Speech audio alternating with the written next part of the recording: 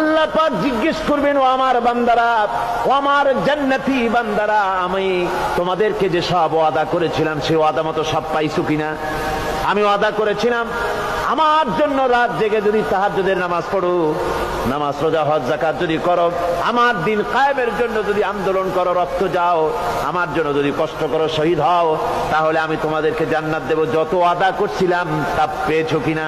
জান্নাতীরা বলবে ক্বালু নাআম, সব পেয়েছি, সব নেয়ামত পেয়েছি। আল্লাহ বলেন সব পাও নাই, ওয়ানাদাইনা মাজিদ, আমার কাছে আরো বেশি আছে, আমার কাছে আরো বেশি আছে, সব পাও নাই।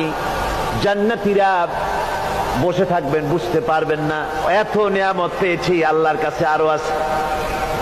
আল্লাহর নবী তখন মুখ খুলবেন, নবীজি বলবেন রব্বুল আলামিন, জান্নাতীরা বলতে সাহস পেতেছে না, সব পেয়েছি ঠিকই, কিন্তু যার জন্য গভীর রাতের আরামের ঘুমকে হারাম করে তাহাজ্জুদের নামাজ পড়েছে, যার জন্য স্ত্রী পুত্র পরিজনের মায়া পরিত্যাগ করে জিহাদের ময়দানে শহীদ হয়েছে, যার জন্য জেল খাটলো, জরিমানা দিল, যার জন্য নির্যাতিত হলো, সে আল্লাহ রব্বুল আলামিনকে তারা এখনো দেখে নাই।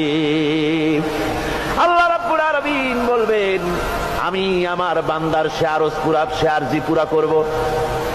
আল্লাহ রব্বুল আলামিন তার সামনের থেকে সমস্ত নূরের পর্দাগুলি সরে যাবে, রব্বুল আলামিন তার বান্দার দিকে, বান্দার সামনে জালুয়া আফরোজ হবেন।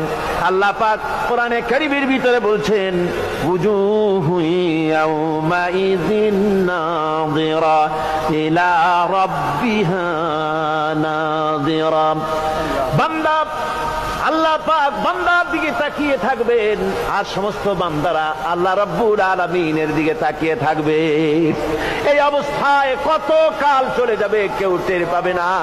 রব্বুল আলামিন জান্নাতের ভিতরে তোমার জান্নাতীরা যেদিন তোমাকে দেখবে, ওই দিন আমাদেরকেও জান্নাতে একটু জায়গা করে দিও আল্লাহ।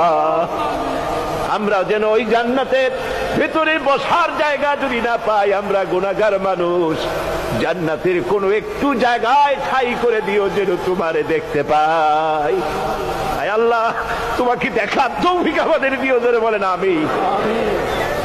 হযরতে মাহবুবে রব্বানী কুতুবে সুবহানী শেখ মহিউদ্দিন আব্দুল কাদের জিলানী রাহমাতুল্লাহ আলাইহি, তিনি বলেছেন, মুনাজাত করতে গিয়ে আবেগে বলেছেন, রব্বুল আলামিন,